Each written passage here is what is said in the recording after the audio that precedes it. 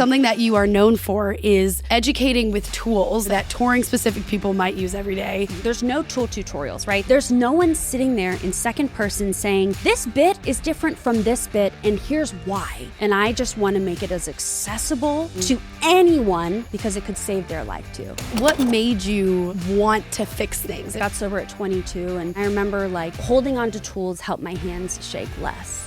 This is a girl who literally went from jail to Yale. The trades are dying in America. I want to bring back technical education so we can revitalize the trades and make them so the worker is as cool as the college graduate. Did you feel like you had to show more competence to prove you belong there? 100%. When a woman hurts herself, she ducks behind the work table and makes sure no one sees her weakness. Because I wasn't being myself, Nikki, my work suffered. And a huge change happened when I started embracing my femininity, and my work improved dramatically.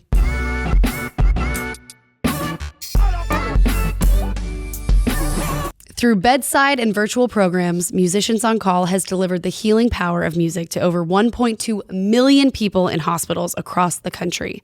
And now, MOC is looking for new volunteers to help share the joys of live music. Volunteer guides are the friendly faces who host the programs as volunteer musicians perform hopeful songs to put a smile on the faces of hospital patients, families, and caregivers. To learn more about becoming a Musicians on Call volunteer, visit www.musiciansoncall.org. Welcome to the Gigs Podcast. I'm your host, Nikki Sands, founder and CEO of Gigs, the career platform for the live event industry. And today, we have the coolest guest on. We got Alex McNamara. You might know her already from social media. She is a technical director, a welder, a rigger, a construction educator based in Nashville. She's a Yale School of Drama graduate and has worked across Broadway, large-scale music festivals, and live entertainment builds across the world. She's also the founder of Built Pretty, where she teaches the language of the trades through construction storytelling, tool history, and job site education to a growing audience across social media.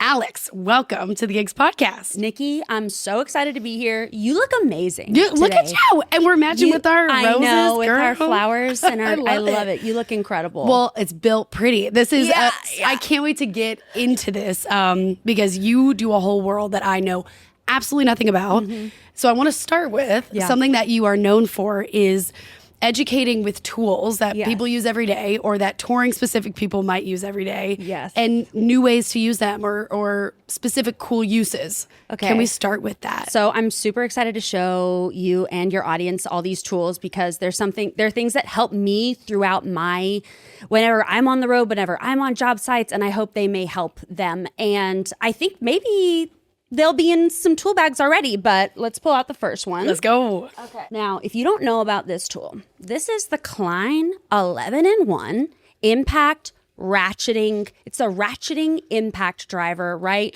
And it's cool because, yes, it's a multi-tool, right? But also there's 11 different types of bits in here. And this is a bit and this, all different types. And I love it because I can just throw it in my bag and I know that I'm covered, right? The less weight I can have on my tool belt when I'm walking around thousands of steps a day, the better. I used this on my most recent music festival all the time. And on what types of things are you using it on? Like, for example, this 5/16 socket driver is great because number one, these fit into an impact driver. So they're impact rated. So they're built extra tough. So for example, we had to drill some holes into a shipping container and we had to take a sign off. And the sign, of course, we didn't know had screws that needed this type of bit. And you don't know that until you're there. And you could either take a golf cart all the way back to the compound to get the bit, or you could just have it on your tool belt, right? And so I already had it on my tool belt. And what's really cool about this is that it's highly revered. People love it. And every single bit of this is impact rated. So I just love this tool. What job specifically would this work for? I mean, honestly, I give these as Christmas gifts to every single person I know. I swear to you, Nikki. I mean, I wish I had an extra one so I could give one to you. But the cool thing is that, you know, I keep one of these in every single junk drawer in my house. I have one in my car. I have one in my tool bag. So like, yes, carpenters, also electricians, also welders, wherever there is a need to screw in or unscrew a fastener or a screw of any type, you're going to need this bit.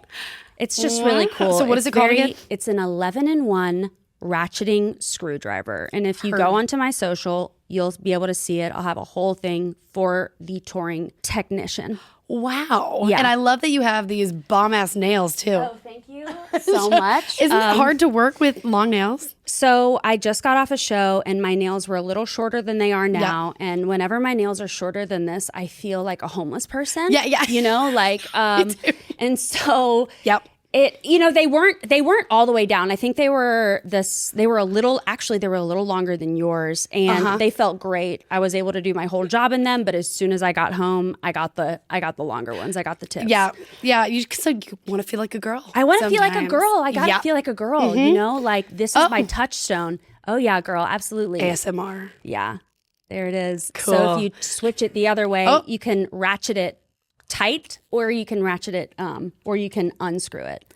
Amazing. So all right. one. So that's a great tool to have for any position, really. Absolutely. Okay. Number 2 is, these are really cool. I kept this on my person pretty much at all times, and it's great for load-ins and load-outs when you have to unscrew different types of things, but you only have one gun, right? So for example, if something takes a T25 bit, if I've got a certain type of screw that has a certain type of driver type, right? Then I could use this, but now I have now signage put up, a sign with Phillips screws. Okay, well I can pull out this one and I have this one ready to go. And it's like, oh no, I need to pull out now something that needs a socket. So I have this one. So you can just pull them out and then change them onto your gun and then put them back. So it's just a really handy way. So what is this?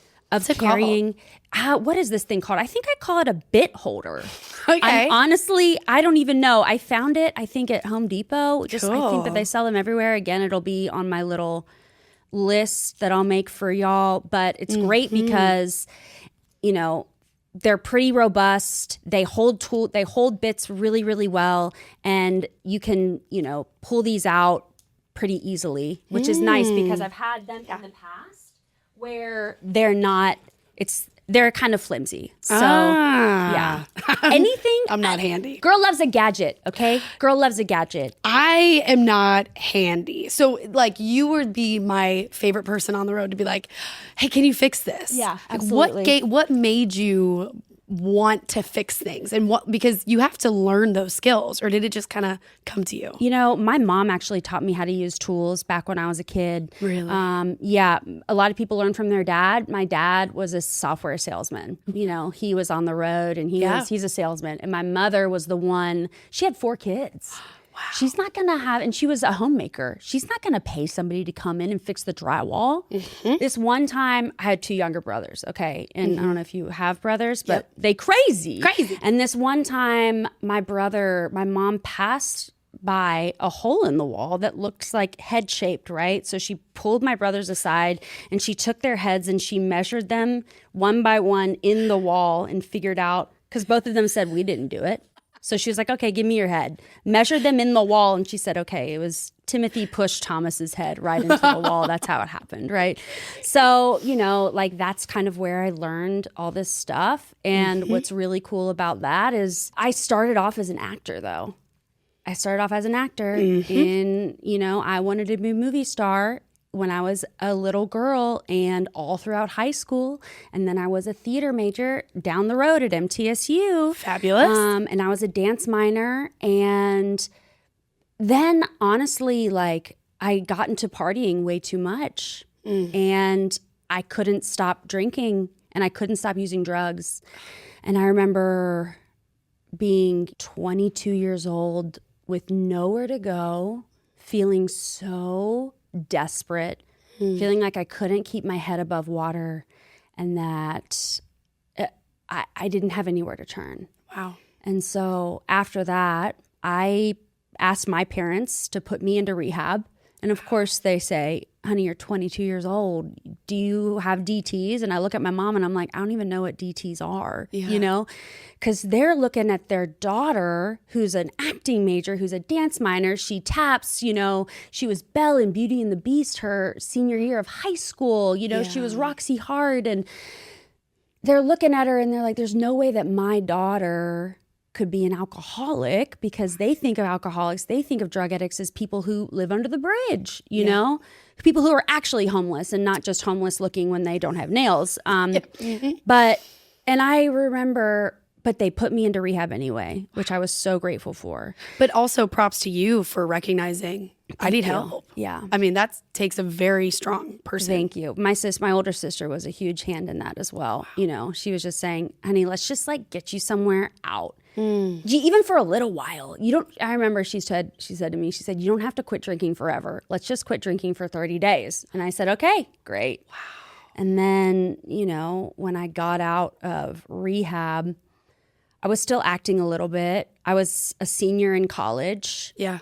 Because it took me 6 years to graduate because I was drinking and drugging the whole time. Damn. But, and I remember just feeling such a sense of relief and gratification by using my hands, because acting is all in the mind. And my mind was sick at the time. Yeah. When I spent time in my brain, I just couldn't, it wasn't great. So when I took it outside of my body and when I worked with others, right, towards a common goal, and physically realized my goal at the end of the day, my goal is to build a wall. Great. I see that wall at the end of the day. I see it. And everyone's working toward that common goal. There's not competition. I mean, there's always competition. I'm a very competitive human, and I think you might be too. Yes. Okay. But, you know, there's less ego. There's less self-centeredness, in my opinion. And I just kind of fell in love with it. And I remember like holding on to tools helped my hands shake less. Whoa. Was that after rehab? Uh-huh. Yeah. Wow. Absolutely. First of all, thank you for sharing that whole story. Of course. Something with acting, because I grew up acting and dancing and the things, is you're not actually yourself. You're always becoming a different character. And so you kind of took on this new identity of who you are, which is interesting because you went back to childhood with your mom of fixing things. You kind of went back to who's little me in a way. That's incredible. Wow. I never put that together, Nikki. Yo, we're doing therapy. Let's go. Gigs podcast. Beautiful. Yeah. I love it. Wow. So why did it feel, it helped your hands stop shaking. It gave you a purpose. What else? Did you feel like a natural at it? Did it feel like? I felt it just gave me realized goals that I could finish, right? Be better at installing molding, improve your sanding skills, improve your painting skills, learn how to paint a cornice really well, learn how to like little tricks and tips, right? Like, and that just kind of progressed. When acting, learn Meisner, all in the brain. Yeah. Plus I wrecked my voice through all the drinking and drugging. And so that was just not great. I know. But you're a performer, and so you can perform on camera. Yes. You know how to market it. I do. And so we're not even there yet. We're still on tools. I know. Can we go back to tools? Yeah, let's go back to tools. Because that was a great story break. Sorry, Spencer. It was so good. So what I'm holding, remind me, what am I holding? You are holding a bit holder, I think. Bit holder. Fabulous. Yeah. Yeah. So, right now I've got a Phillips head in my impact driver. Okay, this is an impact driver. I got a Phillips head. All I got to do is just take this off. And of course, this is clipped on. We're playing fast and loose right now, but this is clipped on. We're good to go. I unclip this one, and now I can unscrew a deck screw, right? And then I can just switch really quickly. Anything that is helping efficiency, anything that is helping with time saving, and anything that's kind of fun, right? And so I think that your touring community may really love this. They probably already know about it, but I love it, so I just wanted to show them. No, thank you for doing that. Yeah. And I have to ask for the girls, what pants are you wearing to be able to like hold up all the heavy stuff? That was my hardest thing, was finding good pants. Yes. It's so hard. You know what's funny is that I literally wrote my master's thesis on the inequities of women's workwear. Oh my gosh. I know. It was a wild ride. We don't get pockets. We don't get I pockets. have like fake pockets in my jeans. Yeah, I don't have any pockets at all. Right. I have no pockets. No pockets. That's why I got to carry around a tool bag, you know? Right. It's like, well, I got to carry it around. Yeah, I mean, seriously, if you think about what is comfortable too, what is appropriate, and then what's actually like stable to work in and hold up heavy things, Absolutely. not men's wear. No. So, yeah, what did you find when you're on the road? I think it just depends on what you're doing. Okay. Right? So, for example, I have my favorite pair of pants that I wear on job sites when I install music festivals are Fjall Ravens, Fjall Raven. They're, I think, a Swedish brand, but they make the Keb pants, Keb. Okay. They are so expensive. They're $250, but they have a lifetime warranty. Okay. Okay. And they have space for your knees. They have vertex vents. So there's a zipper here and a zipper here, just ready to like give you, they're vented. It's amazing. Wow. They also have different types of material depending on where it is on your body. They hold a lot. They're incredible. And they make your booty look amazing. Girl. Which is honestly one of the most important parts, right? Yeah. I mean, sure, sort of. But for me, it's high. It's up there. Yeah, you want to feel good. Yeah. That's amazing. Okay, so pants. We will be putting that out there. Yeah, thank you. For sure. It's massive. Yeah, Fjall Raven are my favorite site pants, but I'm not welding in those. Okay. Right? I'm welding in men's Carhartt original dungaroos. That's what I'm welding in. Okay. Good to know that. Yes. Welding. So you're a carpenter, a welder, Yeah. a rigger. Yeah. Tell me all of the things you hold. So well, this is the thing about me getting sober, right? Is that I wanted to keep accomplishing these goals. And maybe that wasn't great because part of me, when I got sober at 22. And I guess this is a warning for all the young people out there, maybe for anyone out there, but I thought I was so behind my peers because as soon as I got sober, basically when you drink and when you use drugs, your frontal lobe disengages from the rest of your brain. And so you don't mature like everyone else around you. So I literally watched my younger brothers mature past me, Nikki, as I was drinking and drugging, okay? Wow. So I got sober. My frontal lobe is starting to reconnect itself to the rest of my brain. I'm maturing and I'm looking around and I think, oh no, there is no one, like I am behind everyone. I need to catch up. I need to perform. I need to move forward. I need to catch up to my peers because I've spent so much time drinking and drugging. When in reality, I was a baby, right? I'm 36 right now. Wow. And I look back and I was like 12. Oh my gosh. And so through all that, I said, part of my identity became, what can I do? What can I accomplish? And how far can I go? How much can I work? That became an integral part of my identity. So if I wasn't working, I was a freelance carpenter, and I remember taking days off and then finding work for those days off. Oh, yeah. Because I couldn't sit still. And that was identity. Yeah. Identity. Yeah. And so, through all that, I got some pretty cool certifications, right? Yeah. I moved to New York City and I started working on some really cool stuff. I was a freelance carpenter and I became a welder and I started welding at Hudson Scenic, which builds a lot of the Broadway shows, a lot of the touring festivals, which is really cool. And one of those was Hamilton. The original. Take me through that. That experience. was insane. So I just got a call. It was at the Public Theater on Lafayette Street. And it was 11 years ago. And I got a call saying, do you want to work freelance for the Public? And the Public is a really good place to work freelance as a carpenter because they hire you on for a few months at a time. It's not, well, we'll hire you on this week and maybe next week, right? They hire you on for a few months at a time, which is really nice for the Public. And so I got a call. I said yes, obviously. And they said, we're working on this new show.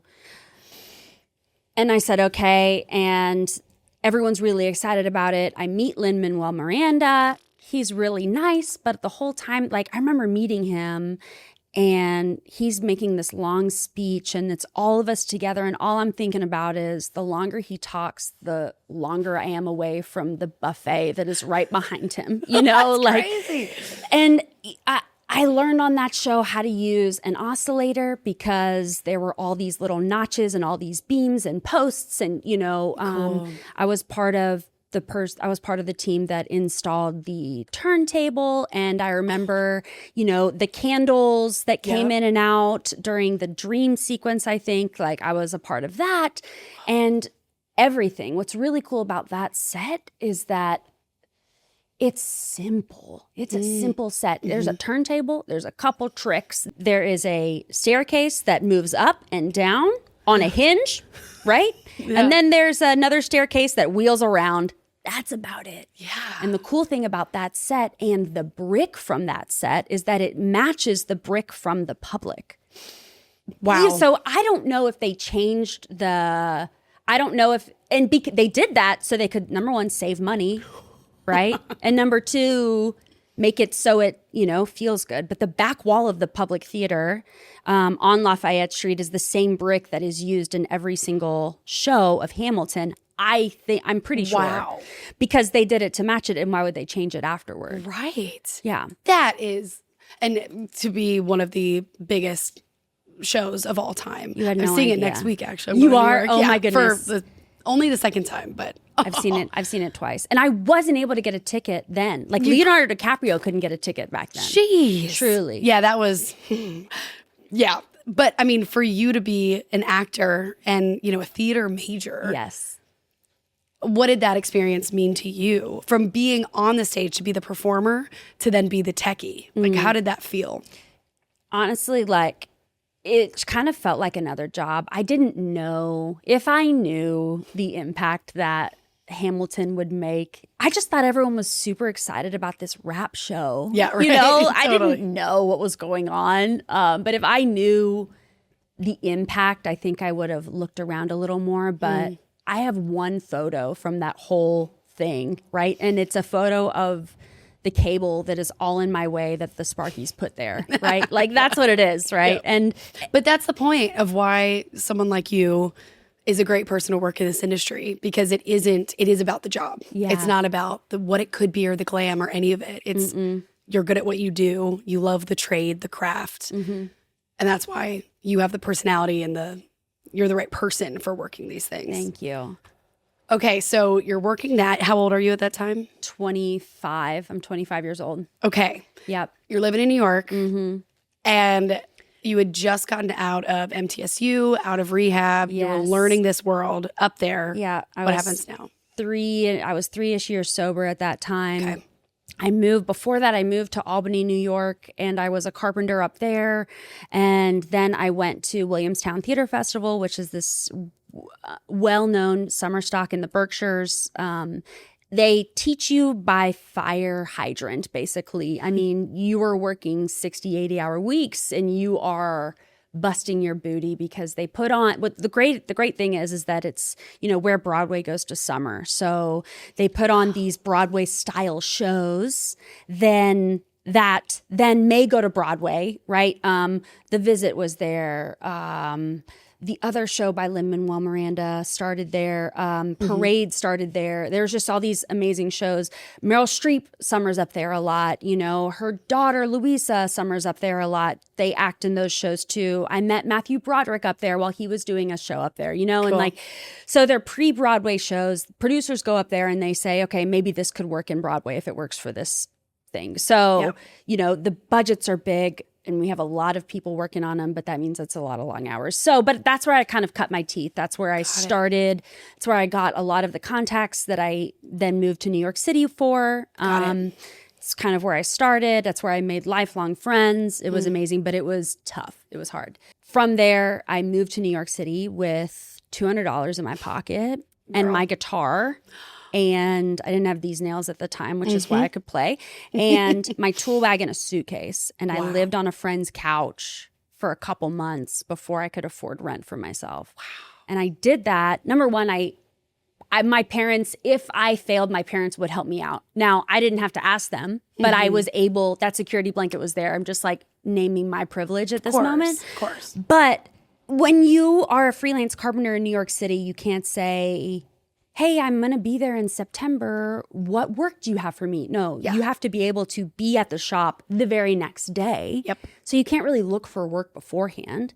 So I was a freelance carpenter and I started calling, Fashion Week was during that time too. So I started building for fashion. I was, I was in shops in New Jersey. I started building for music videos. I started building for Broadway, for off-Broadway, anywhere where I could. So I was just me and my little tool bag just going around. Wow. Who is the contact hiring you for these gigs? What's the position? So I call the shops themselves. So I would call Hudson Scenic and I would say, is there any work available? Got it. And I would get that phone number from my contacts that I met at Williamstown. Got it. Or I would call BLT in New Jersey and I would say, hey, I'm a carpenter and I'm looking for work. Yep, got it. Or I would email. But you call them. It's wild. You call them and and then you leave voicemails and then you leave another voicemail the very next day. There it is. You got to call them. It's all about who you know, right? Of course. Yeah. But it's also that relentless, I'm not giving up. I will work hard. But that's who you want to hire anyways. If you keep calling me, then you definitely are showing me you want to work. Absolutely. So you're doing that. Okay. And you're I still can't get over, the risk that you are taking. Really great to know, your parents are there, but you took that risk because you could have failed and it could have hurt your own ego. Absolutely. I think that's a huge part of people. You can always say, I can't afford that. No, you probably can't, but you can sleep on a couch. Absolutely. And then you make enough to then afford rent. Mm-hmm. But it is a risk because you can not only fail and then have to move somewhere else or fail and then stop believing in yourself. And so did you always have that belief that you were going to do it? I think I knew, especially after the hell of getting sober, and not even the hell of getting sober, but the hell of drinking and drugging. And I've already done the hardest thing I've ever had to do. There it is. I've already almost died. What else could happen, right? I've already experienced my lowest low. I am living on borrowed time. Already. I'm living on borrowed time. So there's no reason why I can't shoot for it, right? Yeah. Act as if success is inevitable, because it is. And guess what? Everything happens in my favor. And because it does. I've been a firm believer in that. And I've always had this enthusiastic, and yes, things will absolutely work out for me. Like that's always been who I've been, but it just got reinvigorated and even more reinstated when I got sober. I've already been through the hardest thing in my life. There's nothing that is harder than that. Even becoming homeless in New York City, that is not harder than getting sober at 22 years old. Wow. So bring it, basically.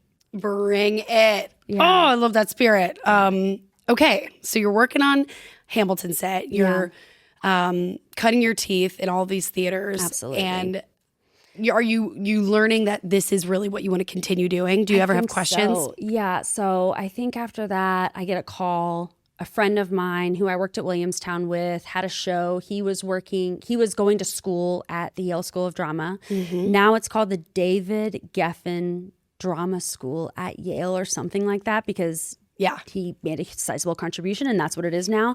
They have free tuition, which is amazing. I didn't. I'm still paying student loans, but we digress. Yeah. Opportunity for growth. Here we are. So he calls me and he says, we're doing this big show at Yale and we would love for you to be an overhire carpenter for that for a couple weeks. I said, okay. So I go there, I meet the people there. They have staff carpenters up there and they have a whole school building the shows, which is really cool. And I really like it. And Neil Mulligan, who is the technical director up there for the Repertory Theater, he's faculty. I'm pretty sure he was a Marine, but he might have been in the Army. I really hope he doesn't listen to this podcast. I know they're very different. Yeah. Anyway, military. He's a military guy. He's very intimidating. Yeah. People are scared of him, and he brings me into his office and he says, "Do you want to work here?" And I said, "I don't know. I really like my thing in New York City. Mm-hmm. Maybe not, right?" And then I come to him later and I said, "Yeah, I want to work here. That sounds great. Let's try stability. Let's try only working 40 hours a week for once. Let's just try it, okay?" So I said yes. I move up there. I live in a house full of designers. I think there were like 14 designers living in this huge house, and I was living in the attic for $250 a month. Oh my gosh. It was incredible. Yeah. Shout out to Alexander Woodward for getting me that connect. And I lived there for a year. I'm working with these amazing carpenters, and I'm finally learning this fast and loose way of carpentry that I learned in New York City and that I learned at Williamstown Theater Festival is maybe not the way that you should be building things. Maybe you should be building them with more patience, more calmness, more intention. And I learned that from Eric Sparks, who's the foreman there, the head carpenter. And he pretty much unteaches me more than he teaches me as I become a staff carpenter there. You know, he refines my welding, he refines my rigging. They get me my ETCP rigging certification, which is really cool. I become a certified welder, an AWS certified welder there for MIG, which is really cool. Wow. And I learned the refinement. I learned pretty much what everything I was doing wrong and how to kind of do it right? Do you think it's because you had more time? Yes. So in freelance, you're like, just get it done as cheap as possible. Yes. Get them out. Okay. And here, you know, you have more time, more specific attention to you. Yeah. I was a freelance carpenter at a shop full of 100 other dudes. Like, I'm not getting the attention I need there. Right. Or the attention that I got at Yale, right? Yeah. And so they're looking at me and they're saying, why are you doing it that way? And I say, because this is the way I've always done it. And they teach me how to do things better, how to move, economy of movement, right? How to lay out your sticks of steel so that you can build a frame and weld a frame faster. How to jig out, which means pretty much place a frame so you could make 10 of them with jig blocks. How to jig out a frame so you can make sure that it's as accurate as the first one and even quicker, right? How to move with economy and efficiency and also with respect, how to take care of your body. Like, I'm learning all of these things here. And it was incredible. And then, of course, Neil Mulligan, military man, brings me into his office again. And he says, Alex, what are you going to do with your life? And I look at him and I say, I have no idea. And he looks at me and he says, well, do you want to become a student here? And I look at him and I say, Neil, people come here because they need a golden ticket. I'm already a golden ticket. Yeah. I don't need to come. I don't need to go to school here. He says, okay. And then, of course, 2 weeks later, again, I walk into his office and I say, I'm not a golden ticket, Neil. I want to come to school here. Wow. So I end up applying and I get into the program, which is amazing. So now I'm pursuing my master's in technical design and production. Wow. And this is a girl that couldn't get up off the floor at 21 years old. Wow. This is a girl who literally went from jail to Yale, girl, Nikki, who could not see past her own elbow what was right and what was wrong. This is the girl that got all the demerits in high school, who was the least likely to succeed, but had a great attitude, was very, very talented, right? Yeah. ADHD to the max. And now, out of all of her friend group, she's the one that's going to the Ivy League. Wow. How did you feel? Did you feel like an imposter? A little bit. Mm-hmm. A little bit. Did you feel like you earned it though? Yes. Yeah. Sometimes I didn't. You know, imposter syndrome is a big thing, but I think being a student there, I mean, working there as a staff carpenter for 2 years before I was in the program, I saw new students. I was able to watch their experience. Yeah. And move through that and see how they moved through that, right? See what imposter syndrome did to them. So I was able to look at it from fresh eyes when I was a student saying, okay, I think I'm going to do this a little differently. I'm going to belong here. And also pouring into yourself and your own career too. That's absolutely pretty amazing. Yeah. And I think what also helped is, you know, at the end of the day, the Yale School of Drama for technical design and production is in a basement that smells weird when it rains, right? Yeah, you're going to Yale, but the facilities at this moment they're not great, which is crazy, Nikki, because you're learning from the man who wrote the book on technical engineering for the stage. Jeez. Do you know what I mean? Wow. Like, and the radiators are clanking. Oh, you know, it's not great. Yeah. And so a lot of people come into Yale and they think they have all of these expectations. It's going to change my life. It's going to solve all my problems. But they don't remember that you're facing you when you walk in. Oof. That's what you have. And I knew that. I was able to get that perspective coming in, which was nice. Wow. Now, did I waste time and maybe not do my best and allow my romantic dalliances to, mess my schooling up? Absolutely, everyone does. But I got through it sober. Wow. And I got through it with friends, and I was able to learn a lot, and I was able to get my freaking degree. Wow. Wow. What's done is good sometimes, and that's another thing I've learned, right? Well, and you're faced with the same challenges over and over until you overcome it. Oh, and yeah. you've already overcome so many of those. So you just had to find some new obstacles to 100%, to right? defeat. If I don't have anything Wow. distracting me, then I Yeah. have my own brain that I have got to, Exactly. and that's not fun. This episode is brought to you by Gigs, the professional career platform for the live event industry. So if you're looking for jobs in the live event space, or if you are hiring in this industry, go to gigs.live, become a professional, become an employer, start posting jobs and applying to jobs now. Join our community of tens of thousands of professionals in this industry. We have events around the country. We have employment opportunities. We have entertainment. We have education. So join Gigs today, gigs.live. Also, please go give us a 5-star review and follow us on our socials at gigs.live. One thing I want to go back on, when you were first learning and then you come to Yale and you're learning there and they're kind of properly teaching you, you were probably one of the only female carpenters in most rooms, right? Yeah. Okay. Definitely. Did you feel like you had to show more competence even when you didn't have it to prove you belonged there? 100%. Can you talk a little bit about that? I don't know if you've ever hurt yourself in front of a room full of men, but if you look at the way a man hurts himself, if he stubs his toe, he yells. Oh, yeah. When a woman hurts herself, she ducks behind the work table and makes sure no one sees her weakness. Yeah. And that was my experience every single time. Yeah. No one can see that I'm weak. And sometimes no one can see that I'm a girl, because then they'll think that I'm weak and all I want to do is belong, is fit in. Yeah. And so I masked every single thing I was doing. I bought in New York, I bought men's clothing. Number one, because women's workwear is not great, but Right. I bought clothes that were way too big for me.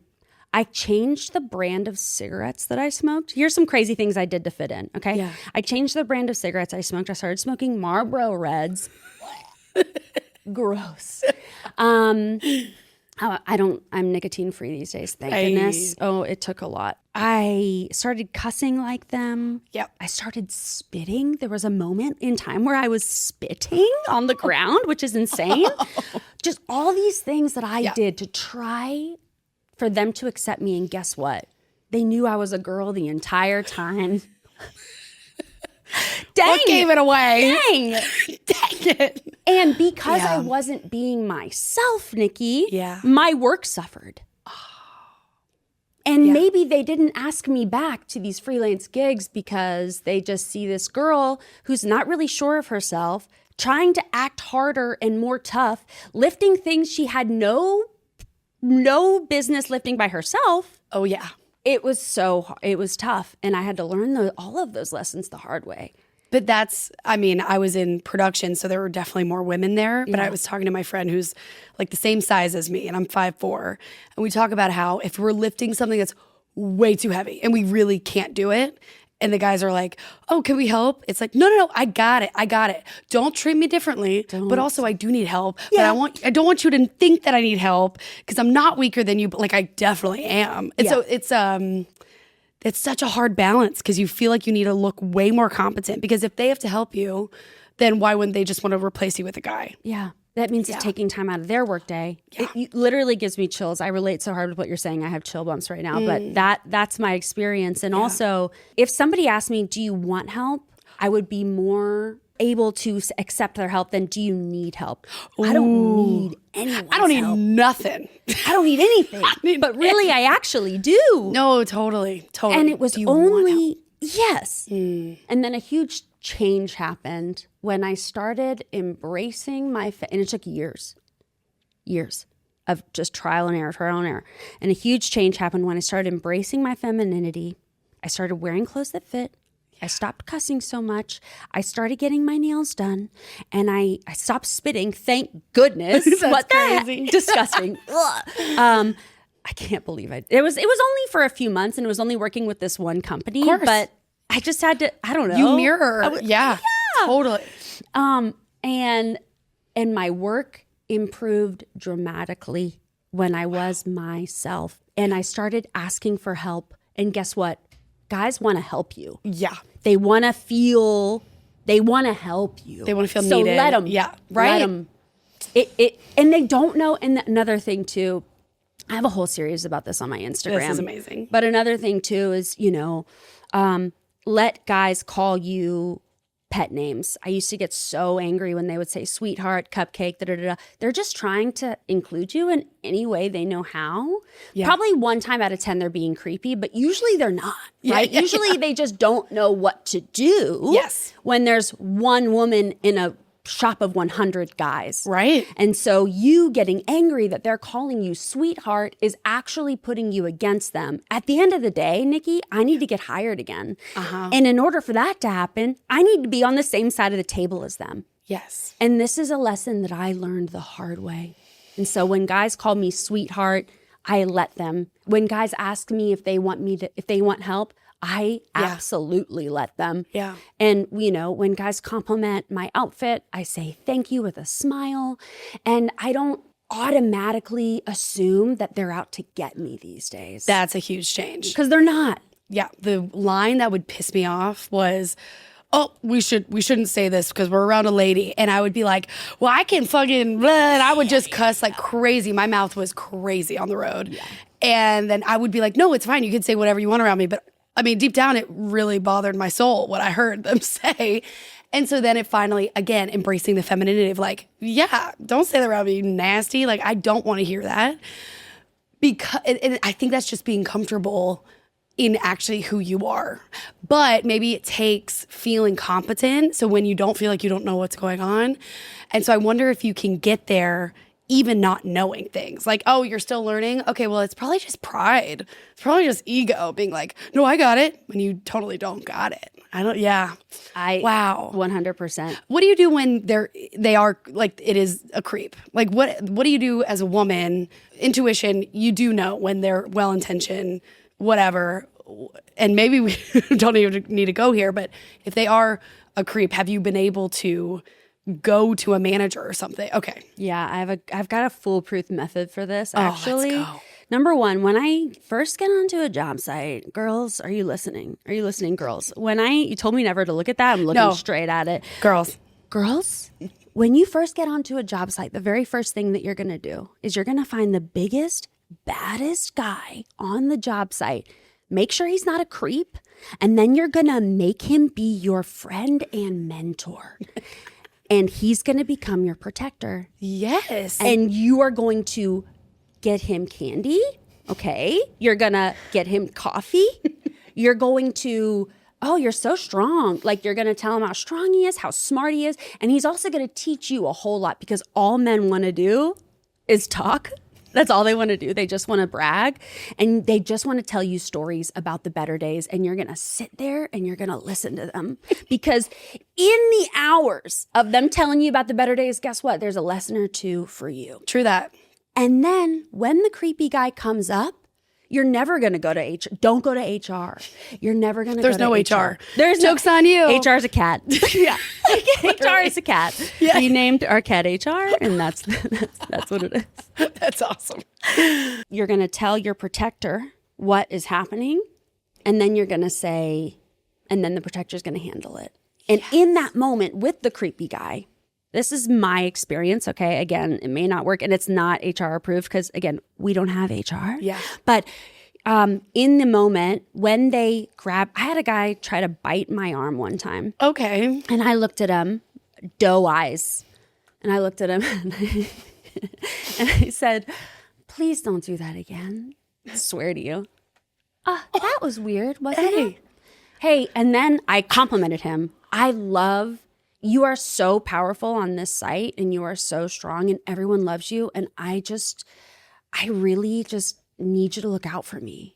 Will you do that for me? Swear. Wow. Works every time.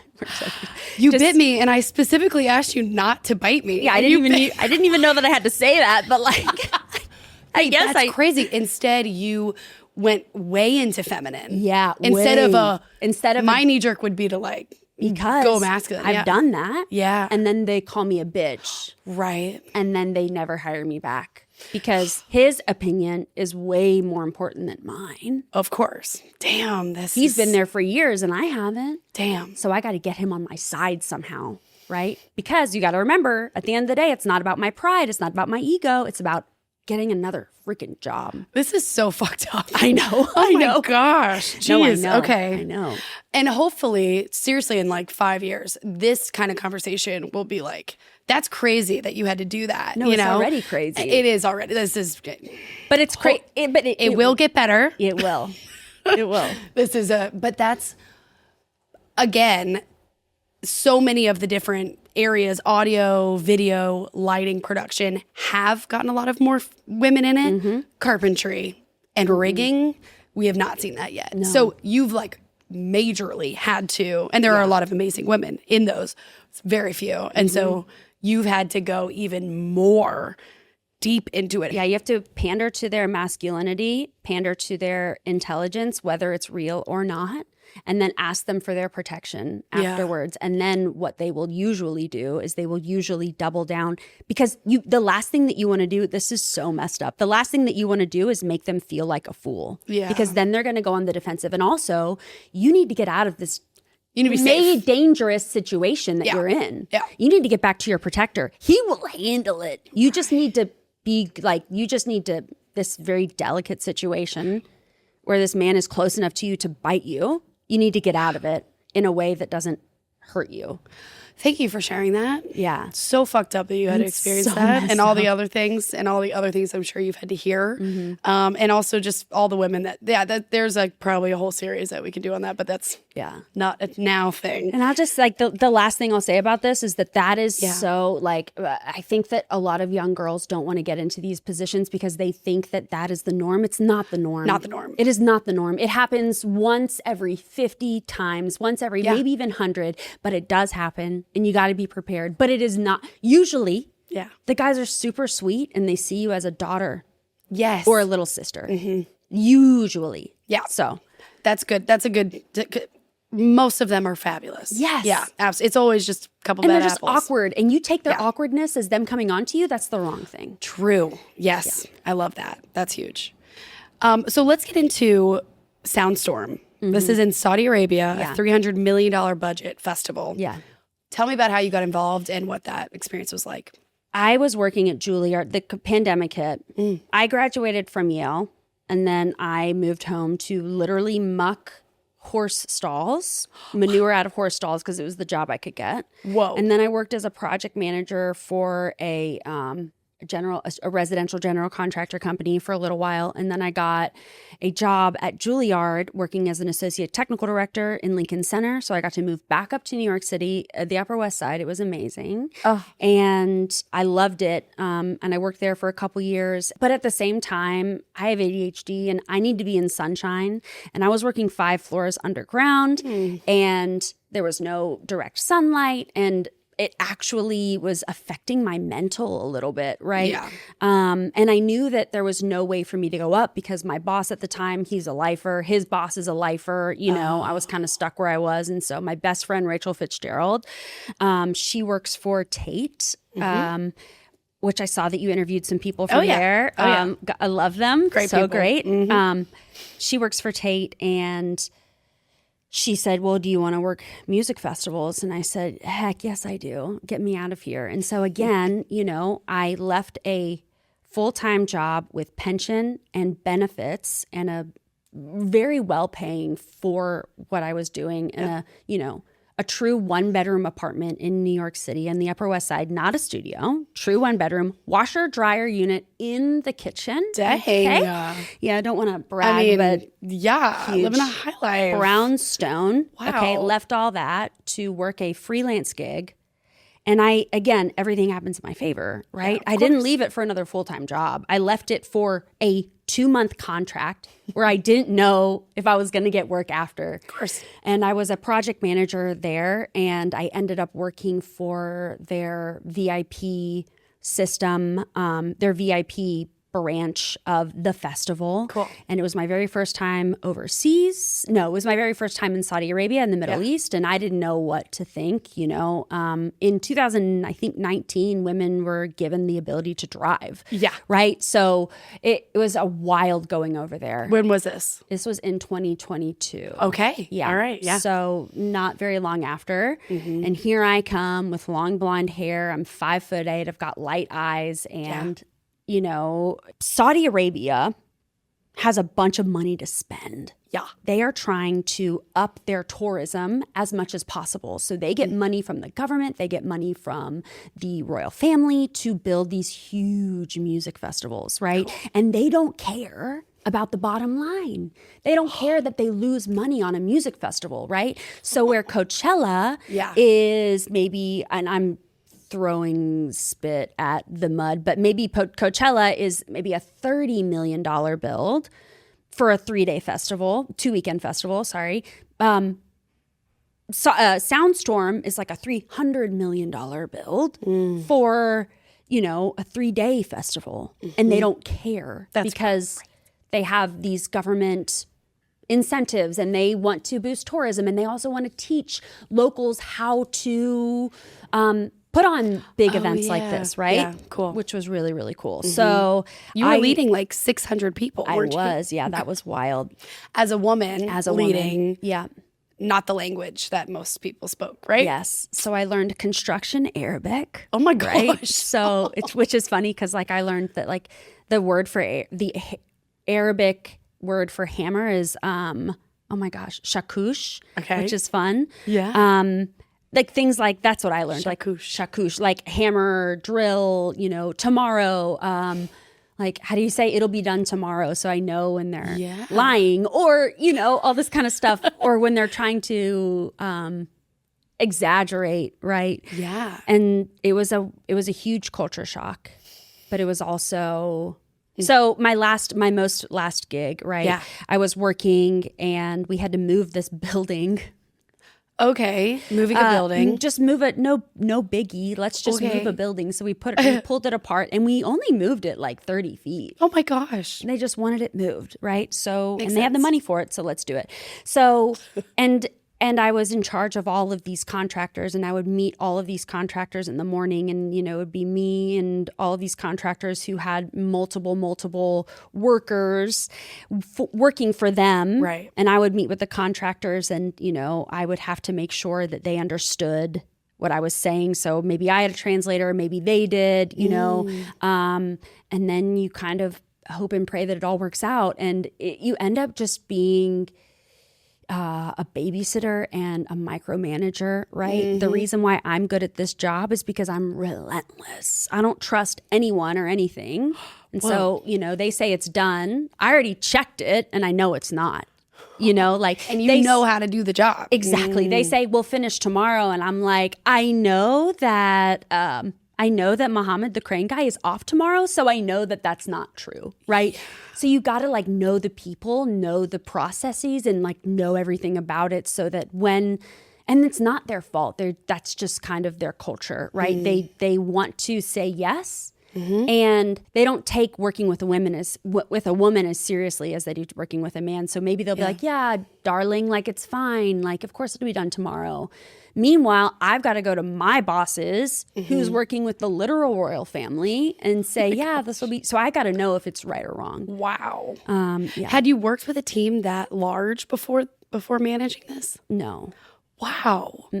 So working with Tate for, how long were you I've worked with Tate on and off. But for that, like I'm usually in Saudi Arabia for a couple months out of the year. Oh, wow. So it's the same festival every time? Yeah. Wow. When is it this year? It's usually in December. So I'm usually there for November, December. I'm not sure how it's going to play out this year with everything politically, but oh yeah, golly. So what was like the biggest lesson that taught you that you brought back when you came back into the States and you're back into freelance? Back into freelance. All right. What's the biggest lesson Saudi Arabia taught me?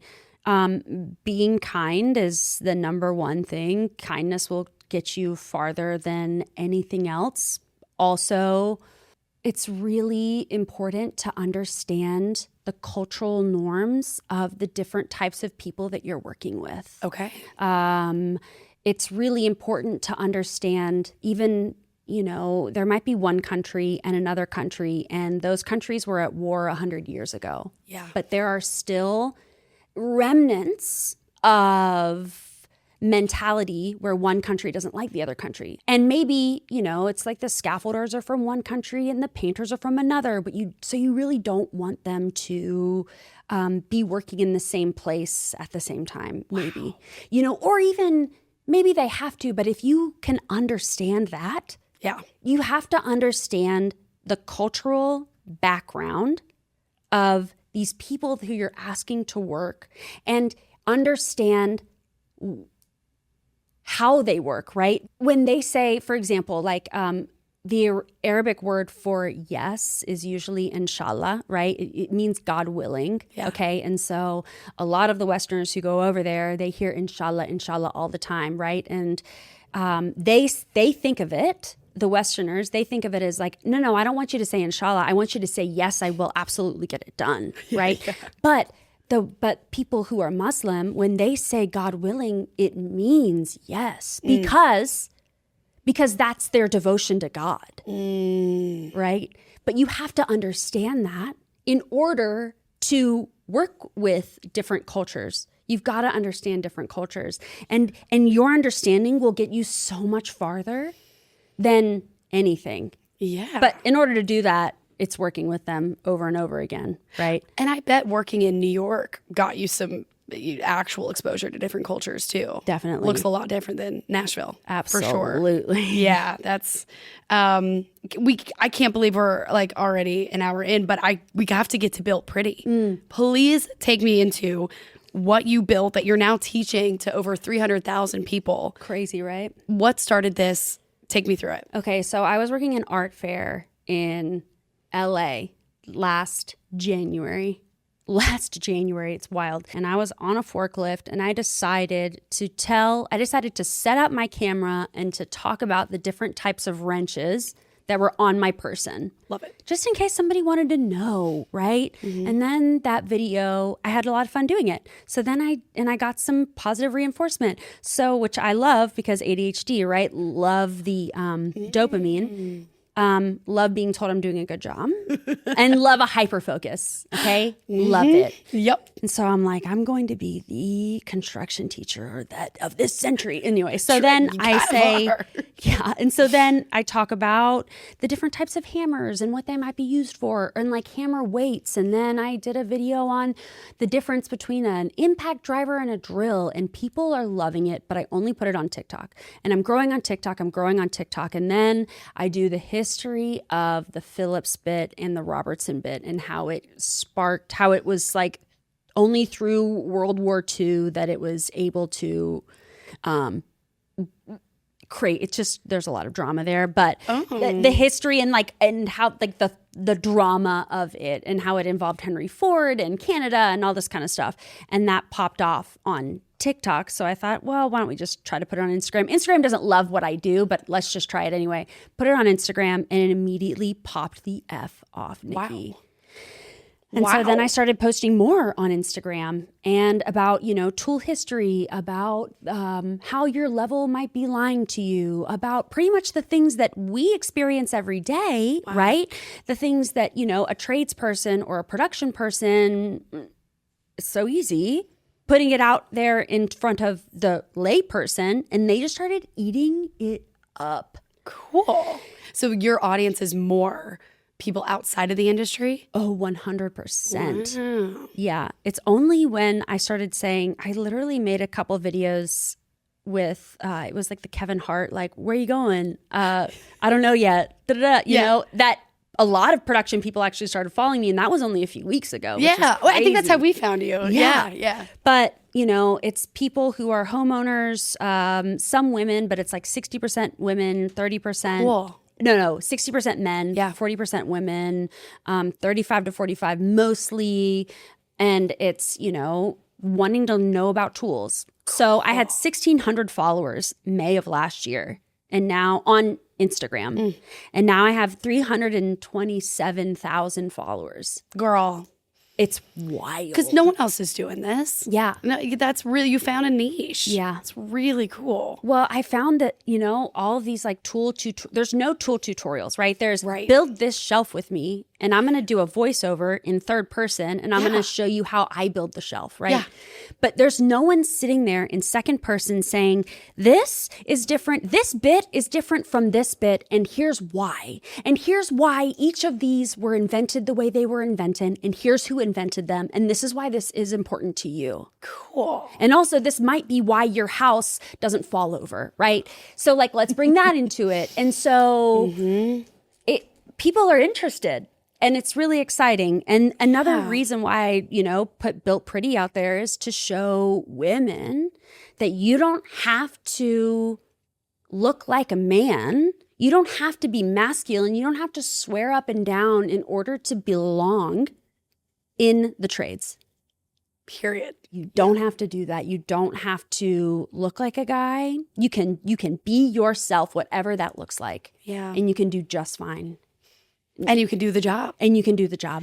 You're making it very approachable too. Because again, I'm not handy. But I bet I could be if I tried. 100%. It's intimidating to me, and I don't feel good at it, so I don't want to do it. But I wonder why it's been intimidating to you, Nikki. Maybe because no one thought to teach you. Yeah. Maybe because no one thought, oh, that pretty girl probably doesn't need to know that. Right? I'll do it for you. I'll do it for you. Yeah, totally. And I was like, oh, that's a boy job. Exactly. But damn, it would be nice to be able to fix stuff up around my house. I'm just saying, like, the trades saved my life. Wow. Yeah. The trades saved my life. And I just want to make it as accessible to anyone as possible, because it could save their life too. You're doing it. Thank you. You are doing it. What is right now, so it's May of 26, what is, I guess, a theme that people are really interested in right now that you're seeing like a lot of comments and interactions with your posts? What's kind of crazy is that what I'm experiencing from last May, I'm experiencing this May, which is reinvigorated interest in the trades, interested in tools. People really love tool history. They love who invented the circ saw and why. Okay. They love drama. They love drama. But it's just funny because like the way that these like basically like tools made our world, and we wouldn't, for example, right, like the circ saw, the portable circular saw. The American housing boom would not happen without the portable circ saw. So let's talk about that, right? Cool. People love that. They love fasteners. They love deck screws. They love learning about those. Pretty much anything that is common and looks like something that they see in their drawer every single day, and I can tell them something new about it. They love it. That's so cool. Secrets of the tape measure. Yeah. They love it. Do you have a secret of a tape measure I do. You could share? Yeah. Cool. Yes. Okay, so a lot of people say that you had this inside dimension, right? And you didn't, and you couldn't. Yeah. And you have to kind of bend your tape measure. Okay, cool. That's 24 inches, but is it 24 inches? I'm not sure. Okay. What you could do is usually on the tape measure case, there is a little thing that's usually written on the tape measure case that tells you how big the tape measure case is, right? Oh. So I this tape measure case is 3 inches. Okay. So now all I got to do is this. Instead of bending the tape, all I got to do is this, and I got to say 20 3/4 of an inch plus 3 inches is 23 3/4. There it is. When really, I thought it was 24 inches because I was like, oh, that kind of looks like 24. No, it's actually 1/4 inch off. It's a little secret. That's a cool secret. That's what I'm saying. You and should this is something people use every day. Yeah. And they don't know. You should see my walls when I try to hang up pictures. There's so many holes.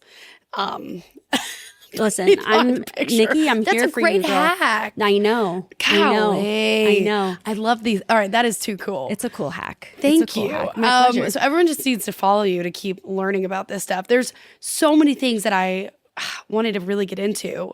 We'll just have to do like a part 2 on the just do a site with part you, maybe. 2. That'd be so much Where you're fun. actually putting something together. That would be really, really cool. Yeah. I want to ask though, with live shows, so you're in Broadway, you're building lots of things. Mm-hmm. What excites you about live music though, in particular? The community, the patrons. For example, I just did Sonic Temple up in Columbus, Ohio. Cool. It's a metal music festival. Yeah. I love country. I love Ella Langley and Lainey Wilson. Okay. Yeah. I am not a metal gal. Yeah. But that is my favorite music festival to work because the patrons are so respectful. Wow. And they're so nice to you. And the Danny Wimmer Productions puts that on. And I love that company. And they know how to curate a community first, artist driven music festival. Wow. Where some, like the Live Nations and the C3s, maybe are kind of too big of a corporation to do that with, right? Yeah. But Danny Wimmer and their whole family, I mean, you can just tell it's a family-grown operation, that they care about the people. And you can also tell throughout the music festival, it's crazy, that this isn't a huge corporation. It's really, really cool. Totally. And, like, for example, with Sonic Temple, there were traces of the community all around. There was, a live graffiti art battle every single day. That's cool. 2 graffiti artists battling each other, and the crowd chose which one was the winner, right? Oh, that's fun. And, there were art fairs where artists were selling their wares and, mixed with all of the incredible music. And I've heard though that like heavy metal, it's a lot of the nicest people, because can you imagine you're getting your rage out with the music and then you gotta breathe a little bit afterwards. Yeah. That's like, I need to probably get into that music. maybe, yeah. Probably. The people are just so lovely. Always. That's been my experience too. As you are building your own personal brand, your own freelance career, your own success in this industry, through the trials and challenges, which thank you for sharing all of that. It's amazing to hear your story. What are you excited for the next 5 to 10 years? Oh my goodness. I want to put out books. Oh, Yeah, I really want to publish books, children's books, okay. children showing children the trades, right? And showing little girls, like little boys and little girls, that like showing them in print what it looks like. Yes. I want to build a course, honestly. Like I want to build a course, how to project plan on a bigger scale for homeowners or just for people. I really want to start a school. People keep saying I need to get into workwear, and Yep. it's hard. I want to partner with a workwear company. Yeah. I don't think I want to build my own because it's very difficult to do that, but I want to partner with one. Yeah. And honestly, what my biggest goal is the trades are dying in America. Yeah. The trades are dying. Everyone, back in the day, we always said college is for everyone and we're going to defund shop class. Yeah. Okay. I want to bring back technical education. I want to support technical education to bring it back so we can revitalize the trades and make them so that the worker is as cool as the college graduate. And imagine in a time with AI right now replacing so many of the jobs that people go get an undergrad degree for, they got to come into the trades. So I think we're about to see that shift, and you're already up here of wanting to be like spearheading this. So that's incredible. I mean, with Gigs, we want to start a trade school because, and I bet people in May are really excited about it because they're graduating high school. What do I do? Exactly. Looking right here. This is too cool. We have way too much more to talk about and we're out of time. So I think I say in the fall sometime, we follow you on a site and just kind of watch you work. Yeah. Thank you so much for sharing all Nikki, of this. it's been such a pleasure. And I also just want to say, like, everything that Gigs is doing, everything that you've accomplished and everything you've done is inspiring. And I'm about to start crying right now, but it's so inspiring and it's so great to see a woman in power who's so gracious and who wants change and who's just so relatable. So I just want to say thank you for everything that you've done. Wow. And everything that you continue to do. I'm just such a huge fan. Gosh, well, my team is very strong. Yeah. That means the world. Thank you so much. We'll be getting you back on this show. Yeah, let's go. Thank you, Alex. Thank you, Nikki.